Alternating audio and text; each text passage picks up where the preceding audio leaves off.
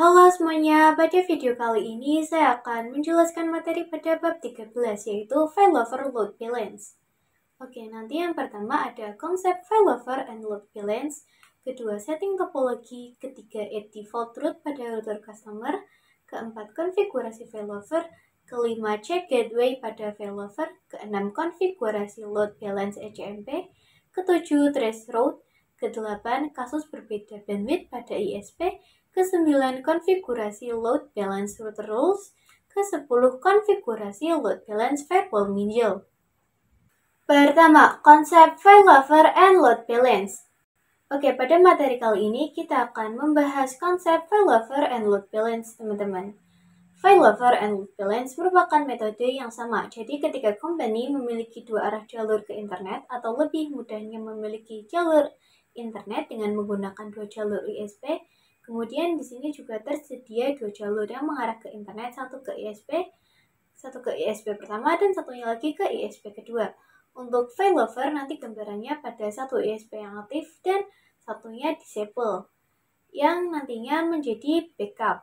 Sedangkan yang load balance nantinya kedua ISP tersebut akan aktif secara bersamaan. 2. Setting topologi. Oke, di sini untuk topologinya saya menggunakan topologi yang materi sebelumnya, yaitu VPN tunneling BBPOE. Kita bisa hapus saja kedua VPC-nya di sini. Kemudian server Linux-nya juga kita hapus. Selanjutnya, kita bisa setting saja nama routernya. Misalkan router meta di sini saya ubah menjadi router strip ISP2. Dan yang router ISP1 ini kita ubah menjadi router ISP1. Kemudian kita ganti juga identitainya di sini. Kita masuk ke router ISP2. Kita ke sistem identity. Namanya saya ganti menjadi router ISP2 sama. Kemudian konfigurasi sebelum-sebelumnya kita hapus saja semuanya.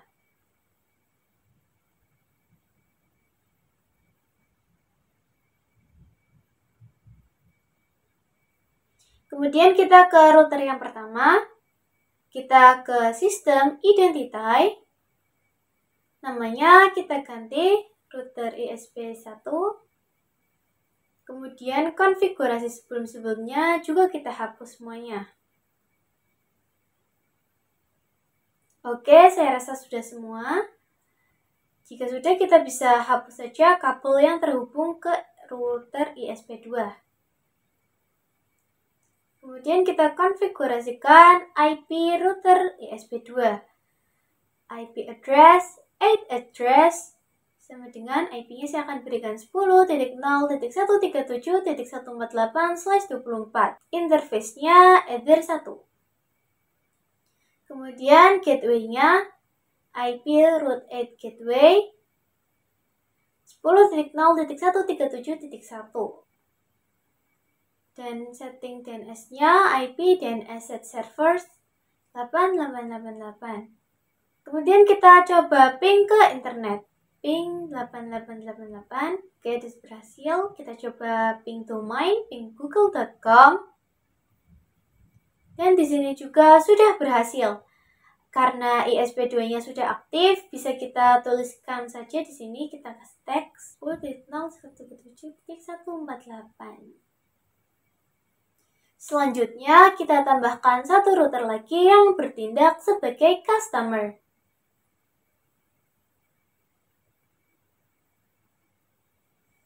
Nah, nantinya router ini akan terhubung ke dua internet. Yang ke ISP1 menggunakan Ether 1, yang ke ISP2 menggunakan Ether 2. Kemudian kita coba masuk ke router ISP2 menggunakan Beanbox. Kita masukkan IP-nya. Connect. Oke, sudah berhasil masuk. Lalu kita coba cek new terminal. Kita coba cek IP NIC board print. Oke, kita delete. Kemudian kita cek juga pada ISP1 IP NIC board print. Oke, di sini sudah terdeteksi ya. Selanjutnya, kita coba nyalakan router customer-nya. Kita login terlebih dahulu. Jika kita cek IP address print, maka di sini belum ada ya. Nah, nanti kita akan menyeting IP address-nya dengan gateway yang mengarah ke router ISP1 dan juga ke router ISP2.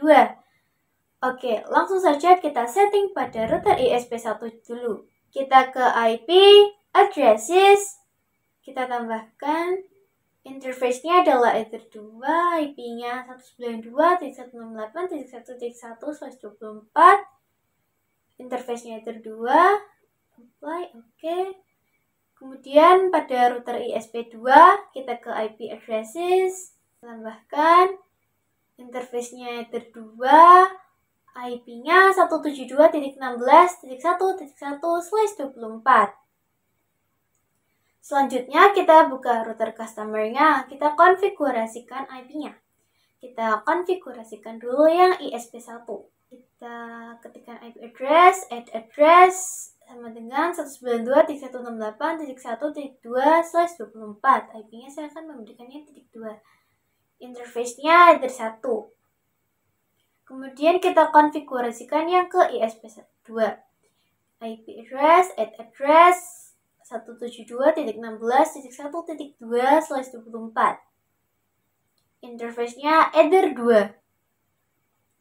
Kita coba ping ke gateway ISP1 192.168.1.1.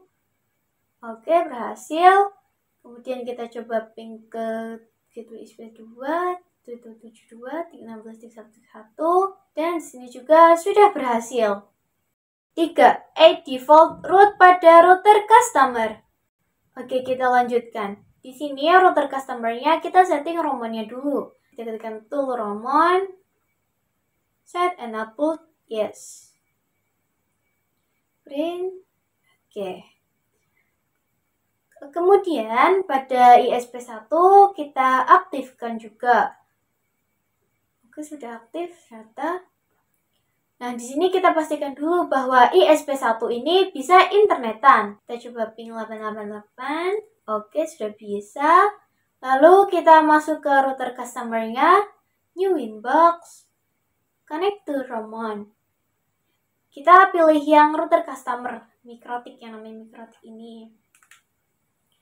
Di sini kita akan membuat router customer bisa internetan melalui ISP. Kita cek terlebih dahulu apakah sudah bisa ping ke gateway-nya. Kita coba ping ke ISP2. Oke, di sini sudah bisa. Kemudian ping 192.168.1.1. Dan di sini juga sudah bisa. Selanjutnya pada routable IP route, kita tambahkan IP yang default root internetnya, yaitu 000. Untuk gateway-nya, kita tuliskan yang ISP1 terlebih dahulu. 192.168.1.1. Oke. Informasinya sudah aktif statik ya. Kemudian kita tambahkan lagi yang ISP2 172.16.1.1. Apply, oke. Nah, di sini informasinya masih S, teman-teman. Kalian tidak usah khawatir, ini akan aktif kalau misalkan jalur ISP1-nya kita matikan. Jadi ini adalah konsep dari failover. Satu aktif, yang satu jadi backup. Kemudian kita pastikan apakah sudah bisa ping ke internet. Kita terminal, kita coba ping 888. Oke, sudah bisa ya. Tetapi jika ping ke domain dipastikan belum bisa karena kita belum mengkonfigurasikan IP DNS-nya. Kita tambahkan IP DNS-nya, IP DNS set servers 888. Kita ping google.com, dan di sini sudah bisa. Nah, di sini kita tambahkan 2 VPC lagi ya teman-teman untuk kliennya. Kemudian namanya bisa kita ganti saja menjadi VPC 1 dan juga VPC 2. Jika sudah, bisa kita hubungkan saja dengan router customer-nya. Nah, di sini agar VPC ini bisa internetan, maka si router customer ini harus disetting firewall NAT-nya. Oke, langsung saja kita masuk ke routernya. Sebelum itu kita setting terlebih dahulu gateway-nya. Kita kan menggunakan yang bridge. Kita setting gateway-nya dulu. Untuk namanya kalian bebas mau kasih apa. Misalkan saya bridge strip meta. Kemudian kita tambahkan ports-nya. Kita tambahkan yang ether 3. Oke, kita tambahkan lagi yang ether 4. Kemudian kita setting juga IP address-nya. IP addresses, kita tambahkan IP-nya 10.10.10.1/24. Interface-nya pilih yang bridge. Lalu kita setting juga IP DHCP server-nya. IP DHCP server, klik DHCP setup, pilih yang bridge. Kemudian kita next saja. Selanjutnya kita buka pinetnya, kita pastikan VPC ini mendapatkan IP. Kita ke VPC 1, IP DHCP. Kemudian pada VPC 2 kita ketikkan IP DHCP. Dan di sini juga sudah dapat IP-nya. Kemudian kita setting NAT-nya. Nanti kita akan menambahkan ether 1 dan juga ether 2. Kita ke IP, firewall NAT, chain-nya assertion NAT, out interface-nya ether 1, action-nya masquerade. Kemudian kita copy. Out interface-nya kita ganti menjadi ether 2. Oke, jadi jika kita cek koneksinya pada VPC 1, kita coba ping 888. Maka di sini sudah berhasil. Kemudian kita ping ke domain, kita setting DNS-nya dulu. Oke, kita ping google.com. Dan di sini juga sudah berhasil. Misalkan kita cek trace route-nya, trace 888. Nah, jadi untuk VPC 1 kalau mau internetan, dia harus melewati jalur-jalur ini ya teman-teman. Kemudian pada VPC 2 kita cek ping 888. Kemudian kita ping google.com. Oke, sudah bisa semua. 4. Konfigurasi failover. Sebelumnya kita sudah berhasil setting topologi pada Pinet Lab-nya. Sekarang kita lanjut konfigurasi failover. Jadi failover itu terdapat dua line akses internet menuju ISP dengan kriteria satu aktif dan satu backup. Yang aktif hanya satu. Jika ingin berpindah menggunakan jalur internet satunya, bisa menggunakan parameter distance. Jika main link down, maka jalur internet akan dialihkan menggunakan link backup. Parameternya yaitu gateway, distance, atau menggunakan script. Oke, langsung saja kita implementasikan. Di sini jika kita cek root tables-nya, IP root. Nah, yang sedang aktif saat ini adalah yang ISP1. Lalu di sini saya akan mencoba mengganti parameter ISP1 menjadi lebih besar agar nanti yang aktif si ISP2 akan berpindah. Kita klik ISP1-nya. Di sini kita coba tambahkan distance-nya, misalkan saya tambahkan menjadi 10. Oke. Nah, maka di sini internetnya akan berpindah langsung ke ISP2. Jika kalian ingin berpindah ke ISP1 lagi, maka distance-nya ISP2 bisa kalian tambahkan saja. Tetapi jika distance-nya sama, maka otomatis dia akan menentukan internetnya sendiri. Di sini misalkan distance ISP2 kita ganti menjadi 20. Nah, maka internetnya akan berpindah lagi ke ISP1. 5. Cek gateway pada failover. Oke, di sini kita akan mencoba fitur-fitur yang bisa kita gunakan saat menggunakan failover. Jadi pada MikroTik itu terdapat fitur yang bernama cek gateway, teman-teman. Oke, sebelum itu kita bisa pastikan seluruh interface-nya dalam keadaan aktif. Dan di sini kita pastikan lagi bahwa kita sudah bisa ping ke ISP1. Kita coba ping. Oke, berhasil. Nah, jika kita lihat pada IP route-nya, di sini kita lihat kalau misalkan ISP1 aktif dan kemudian ada terkendala, misalkan interface-nya disable atau lain sebagainya, maka jalur ISP akan berpindah ke backup-an. Oke, langsung saja kita implementasikan.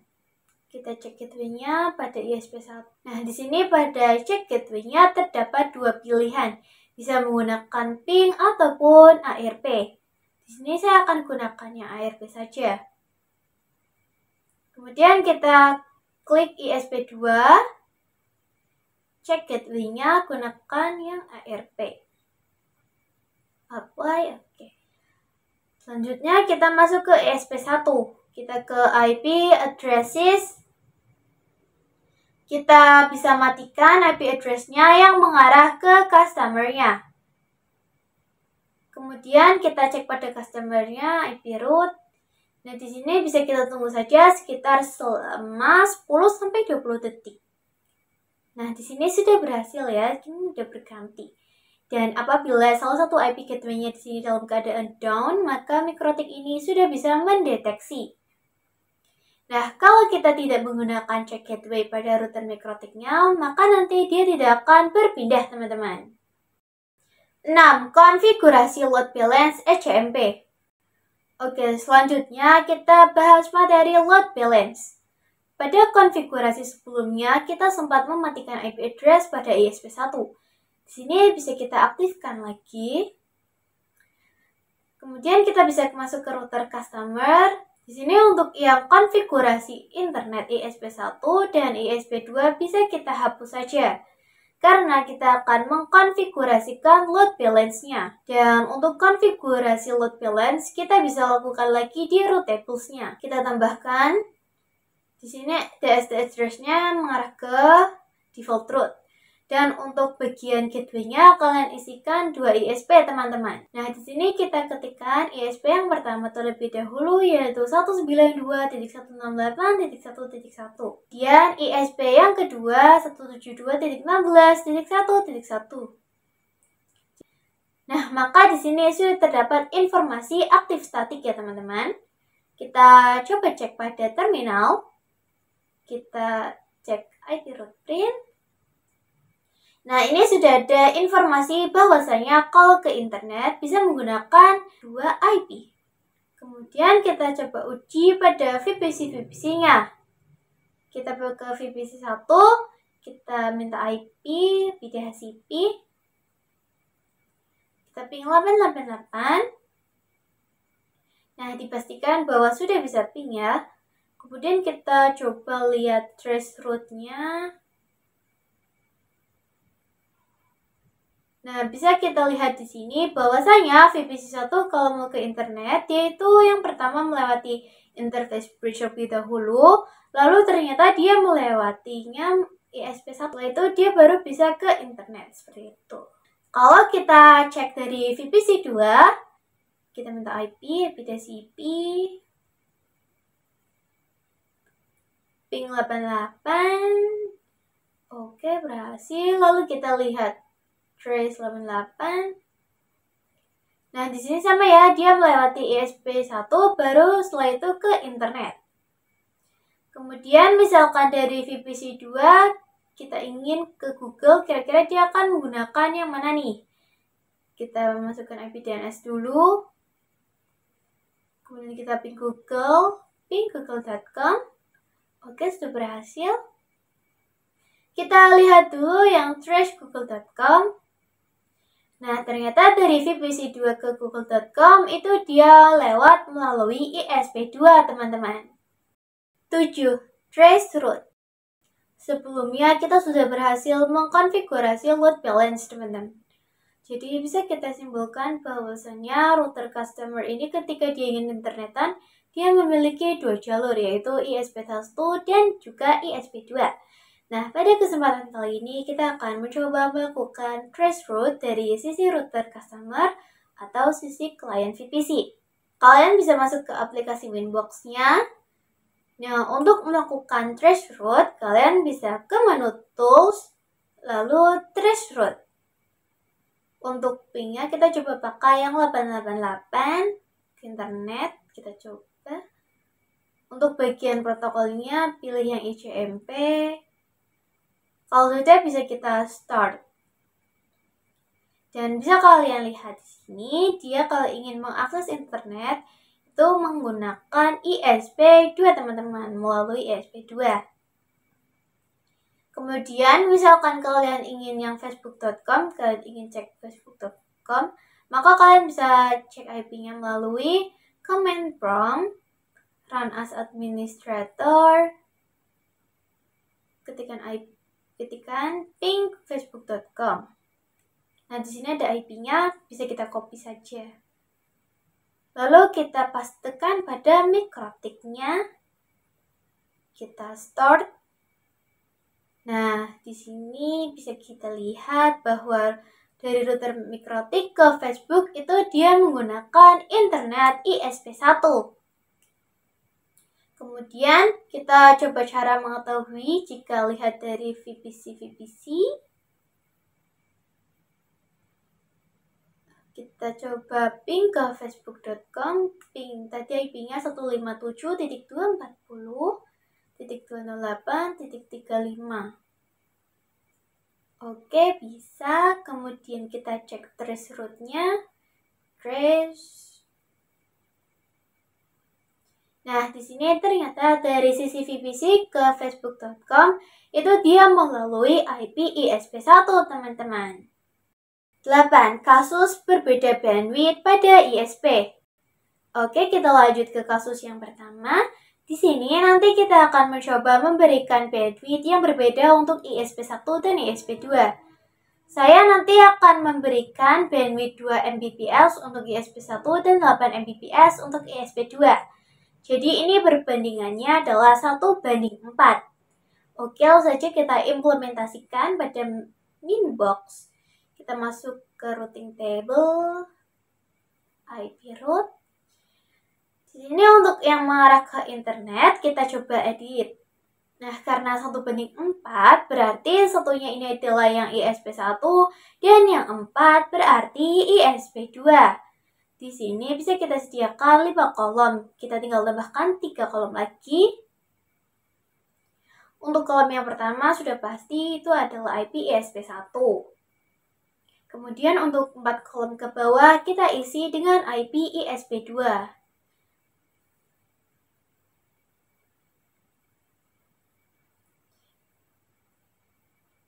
Jika sudah, kita coba ping di terminalnya. Ping 888. Di sini sudah berhasil. Kita coba cek traceroute-nya. Tools, traceroute, IP-nya 88. Kita start. Nah, di sini masih menggunakan ISP1, teman-teman. Kemudian, jika kita coba definisikan ke YouTube, kita ke command prompt, ping youtube.com. Kita copy IP-nya. Kita pastekan. Start. Nah, di sini. Selanjutnya, jika kita coba traceroute dari VPC-nya, pada VPC1 kita langsung saja kita ping ke YouTube-nya, ping jadi IP-nya 64.233.170.190. Oke, sudah bisa. Kita coba cek trace-nya. Nah, di sini dia menggunakan ISP1. 9. Konfigurasi load balance route rules. Oke, selanjutnya kita konfigurasi load balance dengan metode route rules. Nah, nanti route rules ini akan bekerja dengan sistem SRC address, teman-teman. Jadi, nanti kita bisa mendefinisikan. Misal, untuk VPC1 kita ingin internetan, dia harus menggunakan ISP1. Dan jika VPC2 ingin internetan, dia harus menggunakan ISP2. Nah, karena route rules bekerja dengan SRC address, maka si VPC ini harus memiliki IP statik, teman-teman. Langsung saja kita konfigurasikan. Pada VPC1 saya akan berikan IP-nya IP 10.10.10.11/24, gateway-nya 10.10.10.1. Oke, kemudian VPC2 IP-nya 10.10.10.12/24, gateway-nya 10.10.10.1. Kemudian IP DNS. Oke. Langsung saja kita buka Winbox-nya. Di sini kalau kalian cek pada bagian routing table, IP route, ada konfigurasi 2 jalur, baik yang ISP1 maupun ISP2. Dan di sini kita coba disable dulu. Kemudian kita klik yang menu rules. Nah, di sini ada yang namanya SRC address. Di sini saya akan masukkannya VPC1 terlebih dahulu. Itu 10.10.10.11.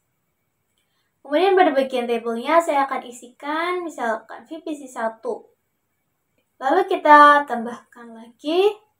Kita tambahkan untuk VPC2, search address-nya 10.10.10.12. Tabelnya saya berikan VPC2. Oke. Selanjutnya kita kembali ke menu routes. Di sini jika kalian lihat pada pojok sebelah kanan terdapat option ada all, yang mana jika kita pilih VPC1 nanti dia akan menampilkan routing table pada VPC1, dan jika VPC2 maka dia akan menampilkan routing table pada VPC2. Oke, langsung saja kita tambahkan. Di sini gateway-nya kita isi dengan IP ISP1 yaitu 192.168.1.1. Kemudian pada bagian routing mark kalian pilih yang VPC1. Selanjutnya kita tambahkan lagi untuk yang VPC2. Di sini gateway-nya kita isi dengan IP ISP2 172.16.1.1. Kemudian pada bagian routing mark kalian pilih yang VPC2. Maka di sini dapat terlihat dua default route yang mengarah ke internet dengan dua jalur ISP yang keduanya aktif. Oke, langsung saja kita konfigurasikan dari VPC-VPC-nya. Pada VPC1 kita coba ping 88. Kemudian kita cek trace route-nya. Nah, di sini sudah berhasil. Jadi VPC1 jika ingin ke internet dia melalui jalur ISP1. 10. Konfigurasi load balance firewall minjil. Oke, kita lanjut ke kasus yang terakhir yaitu load balance firewall minjil. Nah, firewall minjil ini lebih mudah digunakan dibandingkan lainnya, seperti SMP ataupun root rules teman-teman. Karena dari load balance minjil ini, kita bisa definisikan paket berdasarkan protokolnya. Oke, langsung saja kita implementasikan. Di sini kita hapus konfigurasi root rules sebelumnya pada IP route table. Kita hapus saja.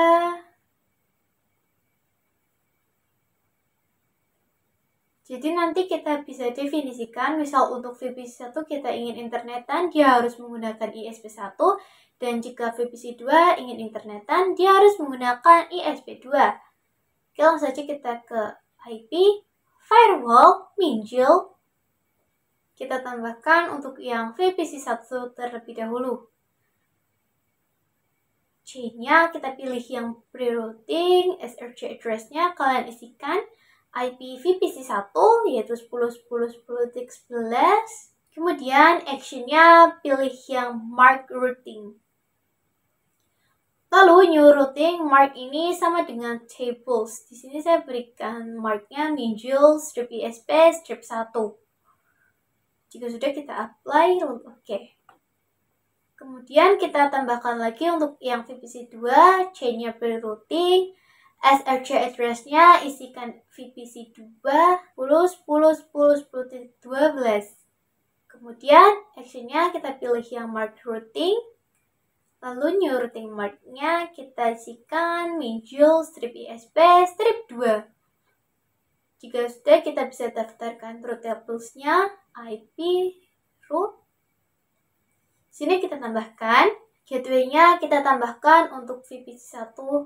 Berarti IP-nya ISP1 yaitu 192.168.1.1.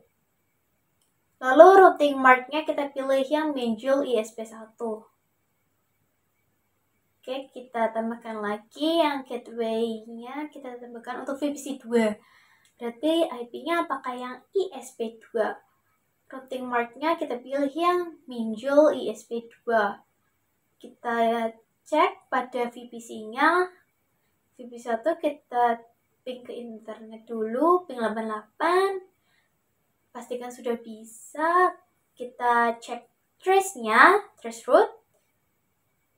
Oke, bisa kalian lihat di sini bahwa dari VPC1 jika ingin ke internet dia melalui ISP1. Sudah benar ya? Kemudian kita cek pada VPC2, kita langsung saja cek trace-nya, trace 888.